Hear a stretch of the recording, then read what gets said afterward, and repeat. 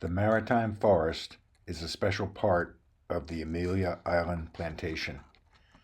Today I'll talk about some work owner volunteers have done to combat one of the forest's fiercest enemies, invading vines. Growing up near the Jersey Shore, my wife and I have always loved the beach. Seeking a beach home closer to our grandkids led us to Amelia.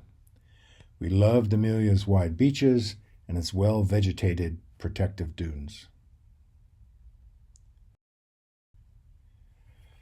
Observing the recent beach nourishment project gave us comfort.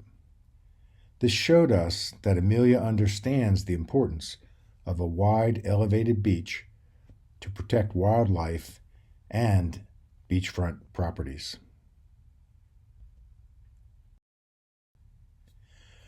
But most of all, we found the maritime forest around the plantation to be a truly unique feature.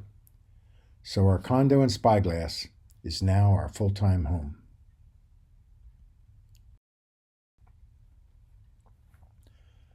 We were pleased to learn a year ago that our Spyglass boards had hired Gage Tree Care to guide us in protecting our dune and maritime forest.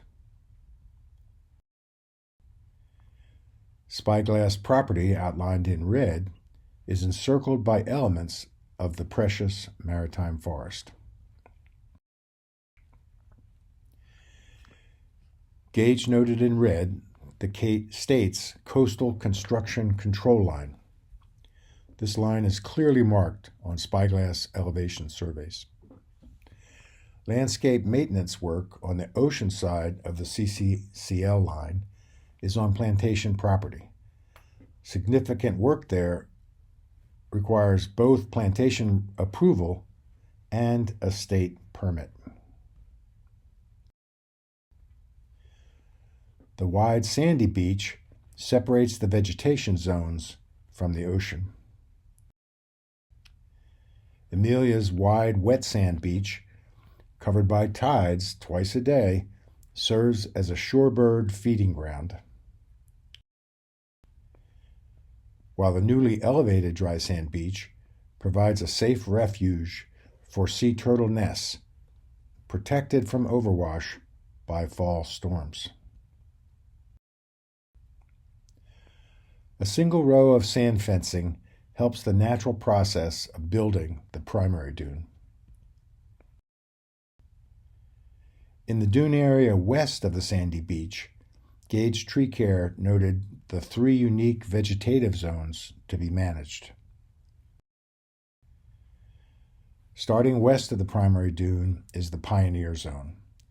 It is the primary habitat for several seabird species and land turtles. Its hardy beach grass and low-growing plants stabilize the zone and help build additional protective dunes. The report noted that the Pioneer Zone west of the primary dune is in good shape. The Scrub Zone is where the dune elevation grows landward. Here, the first salt-hardy shrubs and trees are supported. Gage found the Scrub Zone in reasonable shape, but in many areas, invasive vines could still be seen. Most of the Amelia plantation is maritime forest, but only a small portion of that is to the east of the condos. Spyglass's forest zone is outside state purview. Along the road and to the west of our buildings, it has been reasonably well maintained, but to the east of the buildings, it was found to have major vine issues, as we will see. Invading vines are the big problem. Our fertilizer and sprinkler systems have upset the balance of nature. Shallow-rooted vines have overtaken deeper-rooted native trees and shrubs. The Gage report shows vines invading everywhere. along the edges of our lawns, overtaking many decorative shrubs. What were once tall forest trees are now suffocated by vines. But if the vines are removed, can the trees recover? A few hardy yaupon trees could be seen raising their heads through the vines, struggling to maintain their existence. The walkways to the beach are kept clear of the worst of the vines most of the time. But wear your shoes on the way to the beach, because thorny vines can grow a foot or two up onto the walkway in a week. So this spring, owners took a closer look at our beautiful maritime forest. The trees protect our pool area from high winds and provide much needed shade on sunny days. To many folks, the presence of green leaves were all that mattered. But now that we knew what to look for, we could see that damage was already being done by the vines. Association budgets were tight, so a few owners volunteered to see what we could do. Our topological survey showed that the area of our greatest concern was on Spyglass property, landside of the CCL, as shaded in green. Before starting, we also consulted with other local experts, including the Amelia Tree Conservancy. Non-native invasive species were found in our first inspection. But our worst issues were caused by native vines. Following the guidelines, our volunteers cut the vines at ground level, but the roots were too established to dig out at this time. We cut the vines above head level to allow better access under the trees, but we did not pull down the vines as they were strongly attached to the tree limbs. With heavy gloves, long-sleeve shirts, plenty of insect repellent, and very sharp shears, we set to work. An hour or so on a Saturday morning for 3 weekends allowed us to cover most of the area by the pool by the end of June. Afterward, a bottle of water, then a soak in the hot tub or a swim in the pool soothed our scratches. Within a few weeks, the cut vines in the trees began to lose their leaves. A few more weeks and heavy rains, the vine leaves were gone. We found that the south end had been previously cleared, so those trees were okay. But invasive vines were found on shrubs by the pool fence. Invasive vines were encroaching on jasmine and viburnum plantings.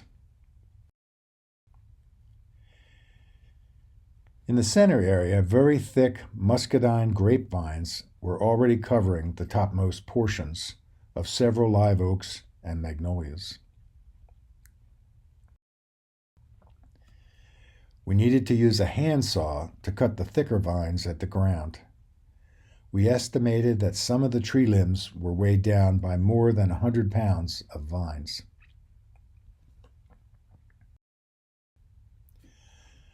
Some of the stems at ground level were as thick as your wrist. The upper portions died, but after only a few weeks, the vine roots were showing new growth at ground level. The dead vines are still in the trees and will have to be removed carefully.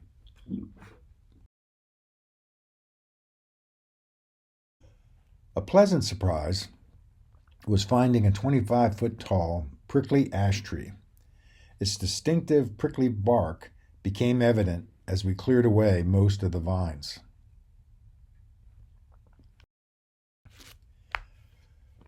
But the north end was the worst. Any remaining oak or magnolia trees could not be seen under the vines. A few hardy yaupon trees peeked out, but they too were almost fully covered and bent over from the weight of the vines.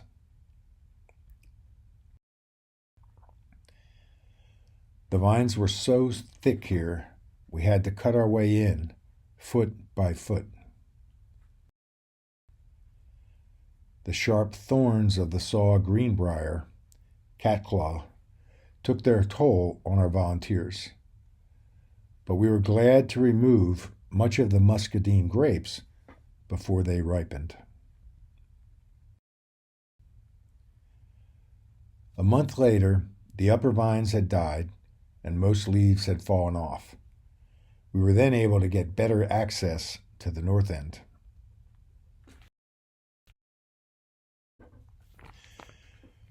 We found the trunks of 3 oak trees that had already been killed, but several hardy yaupons, though bent almost in half, were not broken. Tree trunks were found buried by vines, but dead from lack of sunlight. They were crushed by the growing weight of the vines. Maybe, if we'd taken action a few years ago, these trees could have been saved.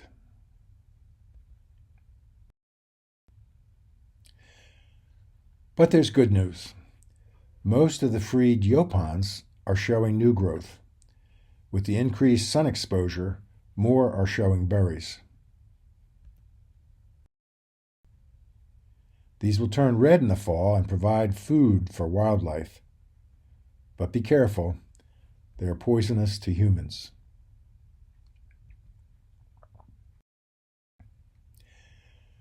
There's also bad news. The roots of muscadine and catclaw vines are growing new shoots. Our job is not over.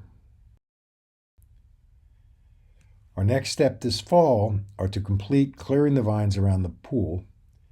We think it wise to replant some hardy trees on the north side.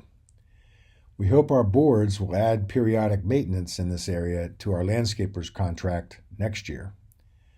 Lastly, we need a long-term plan for the other vine-covered areas to the north and south of the pool.